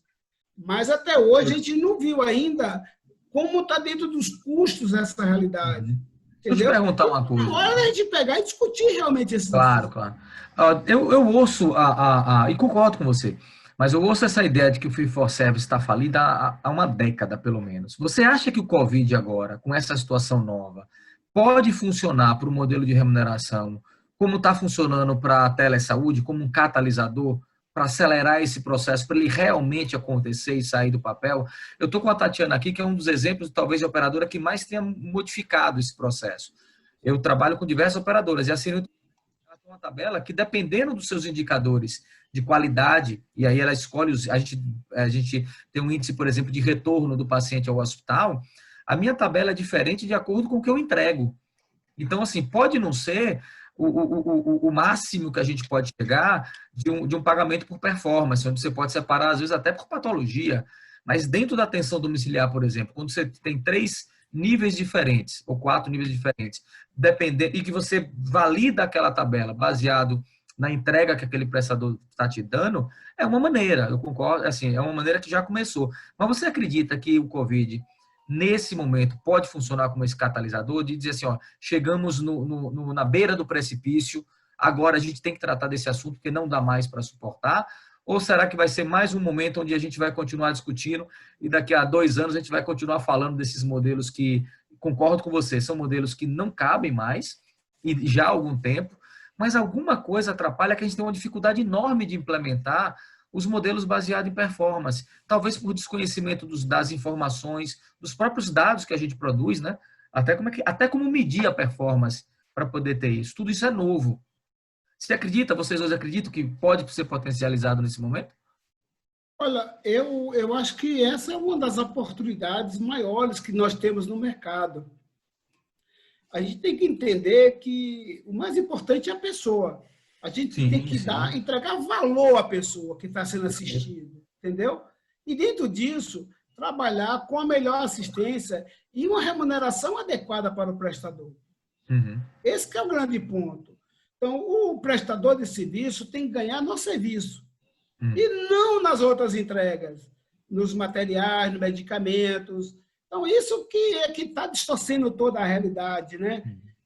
O prestador, algumas vezes, está igual a balconista de farmácia, né? Vai fornecer o medicamento que ele tem maior comissão. Pô. Então, não pode ser assim. Então, qual é o medicamento que eu ganho mais, qual é o material que eu ganho mais, é em cima disso que eu vou aplicar naquele prestador. Então, eu acho que tem que ser outra coisa. O que é que eu consigo dar de valor ao paciente? O que é que eu consigo entregar de valor ao paciente? Qual a minha melhor entrega? Qual é o meu prazo de recuperação menor daquele paciente? Eu acho que é em cima disso que nós temos que trabalhar e ter a coragem de eliminar a desconfiança. O fator hoje que eu vejo assim, mais impeditivo, doutor Leonardo, de se trabalhar na questão de mudança de modelo de remuneração é a confiança. Acho que hoje ainda existe muito disso. Somos parceiro, mas tu faz a tua parte, eu faço a minha. É tanto que tu tem um auditor, eu tenho outro auditor para fazer a mesma coisa. Nós estamos num momento de co-criar. Nós precisamos, juntos, somar e gerar um novo valor. Então, é o momento de fazer várias coisas novas. Se a gente continuar pensando nesse momento, pensar no antigo, nós não vamos conseguir evoluir nessa grande oportunidade que nós estamos tendo. E precisamos disso, fazer a cocriação. E a cocriação somos todos juntos. Não dá para criar sozinho. Eu tenho que criar com você, com a Tatiana, com todo mundo. Não existe concorrente nesse momento. São pessoas imbuídas nos melhores propósitos para gerar um novo valor para a sociedade. Eu vejo muito nisso, viu, doutor Leonardo? Acho que é esse o caminho que nós temos que buscar.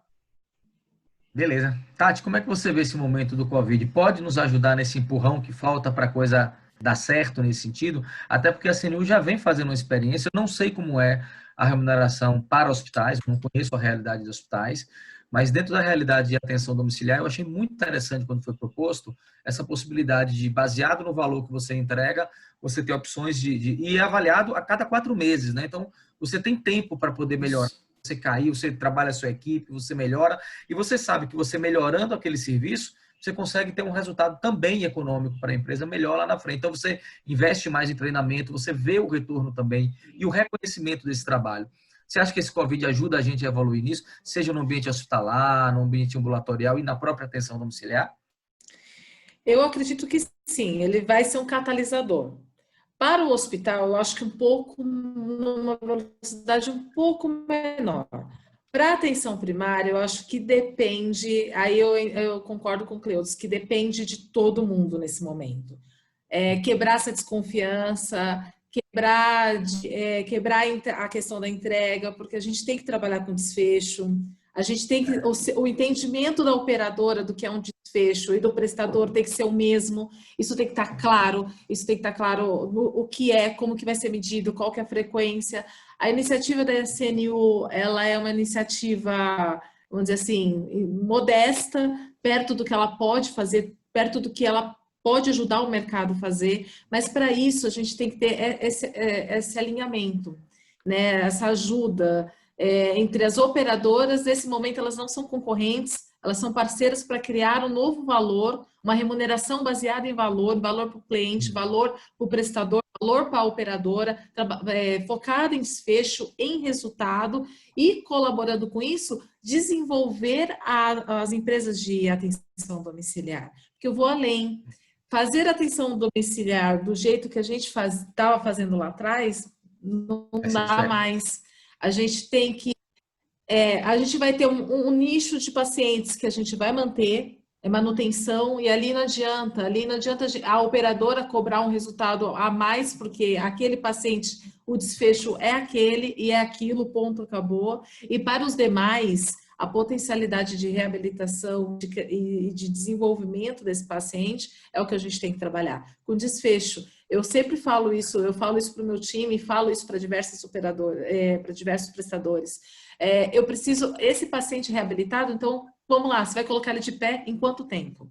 Sabe? É esse tipo de questionamento que a gente tem que ter, e esses são os indicadores que a gente realmente tem que ter dentro da atenção domiciliar.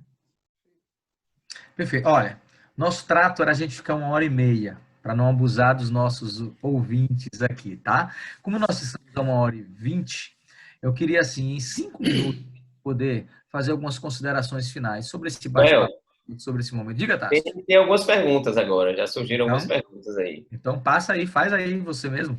Tá, beleza. Primeiramente, aqui fazer uma consideração de Maroc, né? Ele colocou aqui, agradecendo a Tatiana e Cleudes, né, pela visão da importância da atenção domiciliar para toda a cadeia da assistência à saúde. O Maroc é quase sócio da CNIL, cara. Né? E temos aqui também o seguinte, né? Como é que as operadoras enxergam o futuro da relação entre a própria operadora e os programas de atenção domiciliar pós-pandemia, as oportunidades de melhoria? Muito boa pergunta, viu? Boa pergunta. Eu vou falar o que eu acredito, né? O que eu acho que, pelos movimentos, inclusive internos dentro da empresa, o que a gente tem discutido. É um pouco disso que eu acabei de falar. Eu acho que pós-pandemia a gente vai ter que começar a discutir o trabalho baseado no desfecho. Saber o que é aquele paciente, como que eu vou conduzir isso, inclusive para a gente começar a falar também de remuneração um pouco melhor. Ambos os lados, vamos dizer assim, né? Porque se você me entrega mais valor, me entrega melhor resultado, por que não a gente não pode me remunerar melhor, né? Mas isso tem que estar muito claro, muito, vamos dizer assim, muito bem desenhado, expectativa e realidade para ambos os lados, para não gerar incongruências, essa é a verdade. Eu acho que isso é uma coisa que vai acontecer fortemente, é uma onda que está vindo. Legal. Eu acho que na realidade, a mudança pós-pandemia na relação é estreitar e melhorar a confiança entre os atores. Acho que a palavra-chave vai ser reconquistar a confiança, buscar forma de ter confiança, melhorar essa linha e foco no paciente. Acho que isso, tanto por parte da operadora, como por parte da atenção domiciliar. É foco no paciente. E o custo, é muito fácil você dizer assim, olha, eu estou cobrando 10, mas vou levar 1 ano com esses 10. Mas eu posso me cobrar 20 e fazer uma entrega em 3 meses, 4 meses. Então, é o que a Tatiana falou. Então, o importante não é o custo de hoje, é o custo do tratamento. Então, você tem que ter esse foco. E, para isso, é a confiança, é o prazo das entregas, é o foco no paciente, cada vez mais gerar um valor para o paciente, gerar um valor para a família, de uma forma integrada, não com a visão do lucro, mas com a visão daquilo ali. O lucro não é a causa, é a consequência. A gente tem que ter muito essa visão, entendeu? Então, enquanto a gente não pensar que o meu objetivo é a remuneração do capital dos acionistas, eu não vou conseguir gerar os meus acionistas, porque eu estou preocupado com a consequência e não com a causa. Então, eu acho que a gente tem que pensar que a causa maior é o nosso paciente, é gerar valor para ele e estreitar e passar a ter uma real confiança entre o pagador e o prestador de serviço. Esse que é o grande foco das coisas. Porque quem está sempre prestando o serviço, ele está ali sendo assistido. Ele quer ser assistido. E ele precisa ser o protagonista dessa assistência. Ele precisa chegar para a tua operadora, mesmo dizer que já paga e não sabe de nada o que gastar para ele, tá bom? Não, ele sabe o seguinte, que quanto mais ele gastar, na próxima renovação do contrato, pode ter um custo bem maior para ele. E vai chegar uma hora que vai ficar inatingível aquela assistência. Então, ele precisa saber disso, que cada sinistro dele é um custo adicional que vai ter na pólice dele. Então, nós não queremos que não vá ficar doente. A gente tem que cuidar da saúde. É o que a gente sempre fala, né? A gente não gosta de cuidar de doença, a gente gosta de cuidar da saúde. Então, se a gente pudesse só cuidar da saúde, era maravilha, mas tem os momentos da doença. Mas essa doença tem que ser cuidada e bem cuidada, tanto pelo próprio paciente, mas também pelas pessoas que estão prestando essa assistência. E ele ter cuidado com essa assistência e estar numa relação melhor com a operadora, entendeu? Porque apesar dele não estar sabendo que ele paga para aquilo ali, mas se ele continuar usando de forma inadequada, vai chegar uma hora que o serviço vai ficar inapropriado. Então, se ele for de uma empresa, a empresa vai mudar de operadora, vai pegar uma operadora mais em conta, ele não vai ter mais aquela assistência. Então, ele tem que buscar zelar pelo que tem, que são sempre o melhor que ele tem hoje. Ele tem que cuidar disso. A gente volta para e essa relação, doutor né? Leonardo, tem que estar sempre estreita entre o prestador e a operadora e melhorar cada vez mais a confiança. A confiança é quando as coisas é boas para os dois lados. A gente não precisa estar no meio com essa auditoria de um lado, auditoria de outro. Parece uma guerra de titã, parece que a gente tem, onde a gente trata uma relação totalmente diplomática de um lado e por trás o pau está quebrando. Então, eu acho que isso é que precisa realmente acabar pós-pandemia. Tá? Certa vez eu vi que os custos da saúde, para o controle da saúde, chegam às vezes a 15% ou 17%, se não me engano. Se você me aumenta 17% na remuneração de qualquer serviço prestado, todo mundo fica feliz. Mas hoje ainda precisa daquele. Então, assim, olha que maluquice, né? Como é que eu pego 17% do que eu poderia estar investindo para o paciente e estou investindo no controle de como os serviços estão prestados? Chega a ser absurdo pensar dessa maneira. Tássio, eu queria só acrescentar nessa pergunta que você fez, talvez uma coisa prática, que é mais próximo do dia a dia, que eu acho que já está mudando. As coisas estão ficando mais ágeis. O que acontece? Eu já tenho uma operadora hoje que já me pede o seguinte, olha, eu vou estreitar com você e com o Hospital A. Quando o paciente do Hospital A tiver condição de home care, o que é que ele vai fazer? Em vez de ele pedir para mim, para eu mandar para você para avaliar, já que estamos vivendo um momento de pandemia e que precisa tirar muito rápido, o hospital passa para você que tem um paciente, você avalia e já manda o PAD para mim. Eu posso autorizar ou não, mas você já manda o PAD. Se a gente fizer isso de uma maneira bem feita, as empresas home care, essa experiência, e a operadora entender que isso está sendo feito de uma maneira correta, está sendo bom para o paciente, provavelmente a gente pode eliminar uma perna desse caminho. Do hospital mandar para a operadora mandar para a empresa avaliar, volta, faz o PAD, manda para a operadora, olha que coisa. A gente tira metade desse caminho. O hospital passa direto para você pedir à operadora, você que pede. Talvez seja outra coisa que eu percebi antes, e aí dentro dessa questão de auditoria, antes as auditoras que estavam indo lá, queriam pegar o prontuário de papel, não sei o que, etc. Tal. Com a pandemia, hoje já tem operadoras que trabalham com prontuário eletrônico. A gente tem um eletrônico e tem um papel. Então, eu acredito, como a gente está evitando manusear, que a evolução para a gente viver uma empresa sem papel vai ser mais rápido depois disso. Com certeza. Ele está criando os controles eletrônicos e está vendo que esses controles eletrônicos estão funcionando.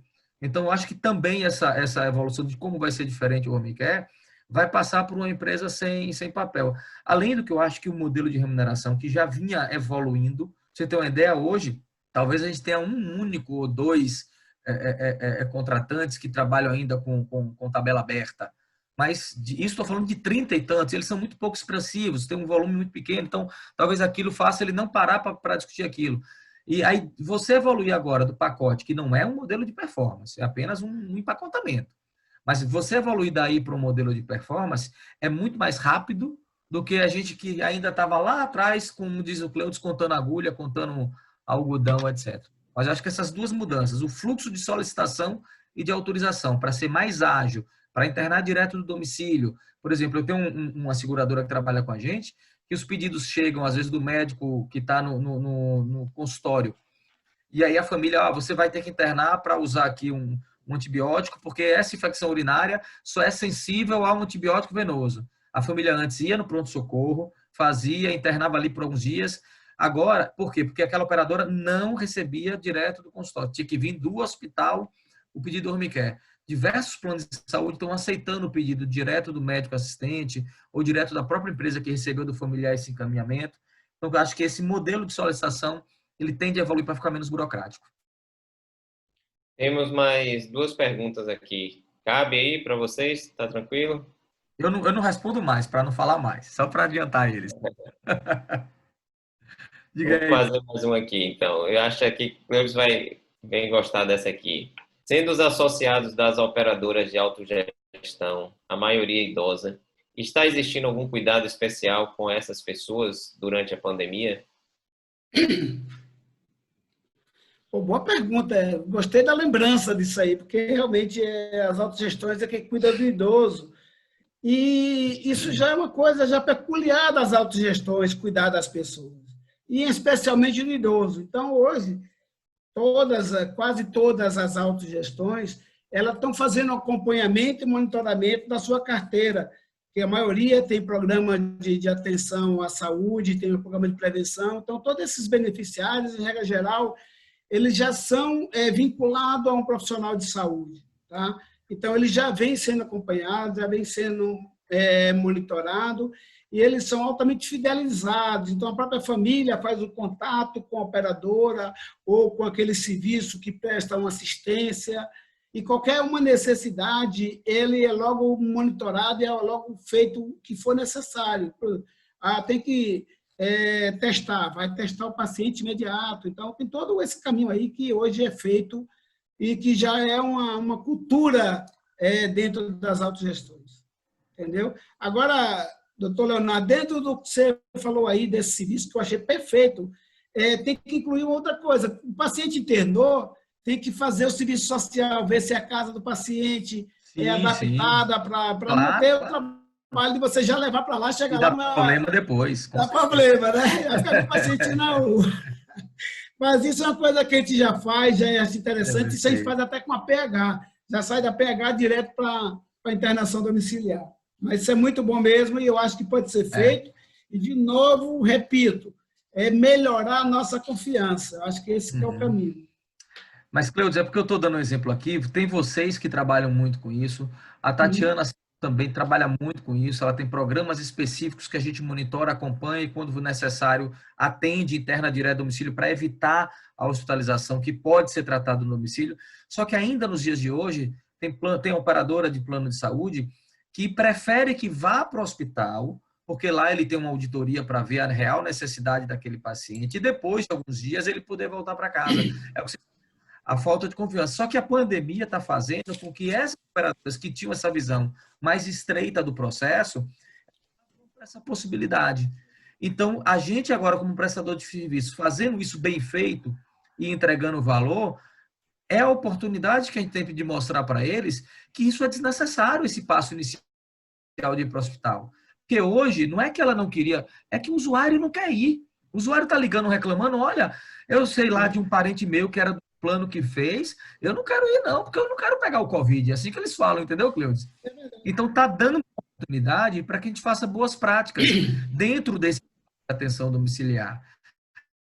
Agora, como você diz, nessa hora, o prestador, de uma maneira geral, ele faça muito bem o seu trabalho. Porque se a gente faz bem esse trabalho e entrega valor, não tem por que voltar ao processo como era antes. É como você falou, se a telesaúde e a teleconsulta agora funcionar direito, como alguém que deve seja contra, seja por política, por medo, etc., vai conseguir fazer voltar atrás se estiver dando certo? Agora, imagine que a teleconsulta estivesse funcionando agora de uma maneira péssima, só com problemas, com diversas denúncias no CFM, com a população insatisfeita com o tipo de atendimento, acabar a pandemia e acabar a teleconsulta, não é verdade? Então, cabe a gente que utiliza a ferramenta, seja da teleconsulta, seja da atenção domiciliar, faça direito, entregue valor, coloque o paciente no centro da atenção, como você colocou, que se ele fica satisfeito, nunca o custo da atenção domiciliar nesses momentos pontuais de fazer um determinado atendimento, ele vai ser maior do que o hospital. Então, a operadora vai entender aquilo ali, dá sustentabilidade ao sistema. E aí, se o paciente fica satisfeito, o médico assistente fica satisfeito, que foi bem atendido, não tem por que eu criar toda aquela celeuma como existia antes, né? Aí os controles começam a passar a ser avançando na confiança. Diga aí, Tássio, a última pergunta que você tinha. Eu ia confirmar isso, né? Tem mais uma Tatiana quer pergunta falar aqui. alguma coisa. Diga Mas aí, eu só acho que Tatiana. a Não, Tatiana quer falar eu para só mim. ia falar assim, ele tá certo em gênero, número e grau. Só ia... Ok, excelente. A derradeira pergunta que tem aqui é se vocês acreditam que todas as especialidades médicas elas podem trabalhar com a tele.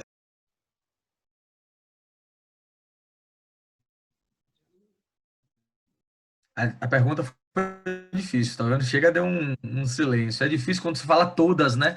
Eu acho que eu nem conheço todas as especialidades médicas, se a gente parar para dizer. Eu acredito que como teleconsulta, não, Tássio. Como tele... Sempre vai ter algum tipo de serviço que alguma especialidade vai poder estar oferecendo. Mas teleconsulta vai ter alguns especialistas ou algumas áreas específicas onde a teleconsulta pode limitar tanto que a gente possa não conseguir avançar. Mas é uma especulação porque eu não estou conseguindo, nesse momento, imaginar todas as especialidades possíveis dentro desse universo. Eu acredito o seguinte, realmente a área da medicina tem subespecialidade, né? Você vai para ortopedia, tem especialista do dedo medindo da mão direita, especialista do dedo medindo da mão esquerda. Então, é muito complicado. Agora, você, Leonardo e Tássio, que são médicos, é quem tem a melhor condição de falar sobre isso. Vai muito da formação do profissional. Possa ser que os profissionais que estão hoje não tenham essa condição, mas os profissionais do futuro, eu não tenho dúvida que a formação será uma outra realidade, será uma outra visão. É o que eu tenho, às vezes, até conversado com vocês dois, doutor Leonardo e doutor Tássio. Médico não tem na sua cadeira, na sua grade curricular, a questão de custo. Trabalha tanto com custo, é a pessoa que mais gera custo e não sabe quanto custa nada. Então, é a coisa que eu sempre falo com vocês, eu acho que passa pela necessidade de reformulação da grade curricular do profissional de médico, entendeu? Ele precisa ter uma área mais de tecnologia. Ei, Tatiana. Eu ia falar que talvez isso vai entrar no futuro, vai fazer parte, provavelmente, no futuro do currículo do médico. Tem que ter. Porque se a ferramenta chegar para ficar do jeito que a gente está pensando, vai ter que fazer parte. O médico vai ter que fazer a consulta, a anamnese, o exame físico, como ele faz presencial, e ele vai ter que ter disciplina para fazer online, vamos dizer assim. Como que você faz essa mesma coisa presencial na videoconsulta? Como que você faz? Então, o médico vai ter que aprender isso, vai ter que fazer parte do currículo médico. E tem que ver também como os devices vão evoluir, né? Hoje a gente consegue ver e ouvir, né? À medida que a tecnologia avança, talvez no futuro você possa perceber tato à distância. Eu estava com o Tássio uma vez numa palestra, num fórum, de nome agora, Tássio, lembra daquele do ano passado, que foi promovido na aula, onde ele disse assim, olha, hoje você já consegue, às vezes, estar desenvolvendo tecnologias que no futuro muito próximo, você vai conseguir, tocando determinado device, tem uma ideia da consistência que você está tendo do outro lado. E o cara, não é possível um negócio desse, isso é ficção científica. Só que quando o cara está dizendo isso, é porque já tem gente pesquisando isso há muito tempo, não é? Já tem gente fazendo isso há muito tempo. Quando que a gente imaginava que algum cirurgião, o cirurgião e o robô na mesma sala, tudo bem, isso já é uma realidade de várias capitais. Mas quando que você imaginar um cara operando um paciente a 5.000 quilômetros de distância, como foi o exemplo? O robô estava a 5.000 quilômetros, tinha médico na sala, mas quem estava operando aquele robô estava a 5.000 quilômetros de distância. Então, eu acho que falar qualquer coisa de teleconsulta agora, se basear no que a gente tem, vai ser uma verdade por muito pouco tempo. Porque rapidamente a gente vai estar incorporando... Mas o grande ganho que teve nisso aí é que os profissionais médicos demonstraram uma capacidade também muito grande também. Tem que registrar isso, tá, doutor Leonardo? A capacidade que os profissionais médicos tiveram de evoluir para poder assumir a teleconsulta. Não foi fácil, não. Então, é uma quebra de paradigma muito forte e muito dinâmica. Então, a gente não pode deixar de reconhecer também esse lado da capacidade de resiliência do profissional médico. Com certeza. Mudar de água para o vinho. Então, aí você vê já todo tipo de médico fazendo consulta que nunca fez consulta, nem pelo WhatsApp, que era para tirar dúvida com alguns pacientes, aí usava o WhatsApp. Eu estou assim, não sei o que. Fazia isso pelo WhatsApp, aqueles pacientes mais fidelizados, né? Aí já tinha o WhatsApp do médico e já estava trocando figurinha. Você que é geriatra sabe muito bem disso como é, né? Mas eu acho que essa aí a gente tem que agradecer muito ao trabalho do profissional médico também, que teve a de Ah, mudar rápido também e de citar na outra realidade que nós estamos vivendo hoje. Isso é muito importante também, não podemos deixar de registrar isso também das habilidades do profissional médico. valeu. Léo, tá contigo aí. Não tem mais perguntas, só tenho aqui uma consideração de Daniela Fonseca, dizendo aqui que foi excelente a oportunidade de ouvir todos vocês e parabéns pela iniciativa da Assiste Vida. Tá joia. Então, eu gostaria basicamente de agradecer a vocês. Eu estou muito feliz com essa conversa. Adorei, passou muito rápido. No início eu achei que 1h30, caramba, a gente vai falar sobre 1h30, assunto é verdade, e a coisa voou que se fosse conversar mais 1 hora aqui, a gente ficava tendo esse papo, tá? Então, a sensibilidade, esse carinho de vocês em atender o nosso pedido e a alegria até de estar aqui conversando com a gente, eu queria agradecer a vocês, tá bom? Tatiana, se quiser fazer uma consideração final. Eu só tenho a agradecer por esse momento. Realmente, 1h30, eu também pensei, nossa, como que a gente ia conversar tanto em 1h30? Olha que eu gosto de conversar, hein? Não, mas olha, foi muito bom. Obrigada pela essa oportunidade de apresentar um pouco do nosso trabalho. Estou à disposição para o que precisarem. Quiser trocar Vamos outros sim. fóruns, fiquem à vontade, porque só essa troca é que enriquece o setor inteiro. Essa é a verdade. Valeu. Obrigada. Cleudes, meu amigo. Eu só tenho só a agradecer a você aí o privilégio de estar participando com a Tatiana, lá em São Paulo. Um friozinho gostoso danado. Aqui está um calor danado aqui, viu, Tatiana? Vamos trocar? Entendeu? Mas, graças a Deus, foi bacana. Foi um momento oportuno para a gente estar falando um pouquinho das nossas experiências, ouvindo também. Foi muito enriquecedor para mim esse momento com vocês. Eu só tenho a agradecer ao doutor Leonardo, ao doutor Tássio e a Tatiana, que compartilhou comigo esse momento aqui. Fico muito feliz e me coloco à disposição, tá? Muito obrigado aí por estar participando desse momento maravilhoso. Valeu. Então vamos encerrar, né, Tássio? Expressar gratidão também aí a todos os ouvintes. Tivemos um público no Facebook, tivemos um público aqui que se inscreveram direto. Grato aí a todos pela audiência, né? E que tenhamos uma boa semana aí de trabalho, né? Começamos bem aí a segunda-feira aí com a live desse tamanho aqui, bem legal para todos. E vai ficar gravado, né, Tássio? Quem quiser ver depois. A gente gravou aqui, vamos disponibilizar no nosso canal do YouTube, tá? Então, quem quiser assistir posteriormente também, a gente vai disponibilizar lá no nosso canal. Eu espero que tenhamos atendido a expectativa dos ouvintes aí, do pessoal que estava assistindo a gente, né? Eu acho que isso é mais importante. É verdade. Agradecer a paciência. Esperar que tenhamos atendido aí as expectativas deles. Graças a todos. Valeu, aí. gente. Tudo de bom, né? Tchau. Valeu, obrigada. Tchau.